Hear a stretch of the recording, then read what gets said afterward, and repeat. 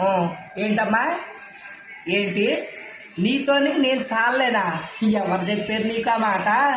నేను కలగ చేసుకున్నాను అనుకో, నువ్వెందుకు పనికిరావు. నీతో సమానం అయ్యాననుకో, నాకు ఇలువ ఉండదని తగ్గేది, అంతేగాని సరే కోట్లకి రమ్మంటావా? నువ్వు నేను సమానం అయితే పరువు పోయేది నాకు, అందు గురించే నేను తగ్గేది, అంతేగాని నీతో సాల్లే కాదు. ఇప్పుడు చెప్పు, మరి పోట్లాడుకుందామా?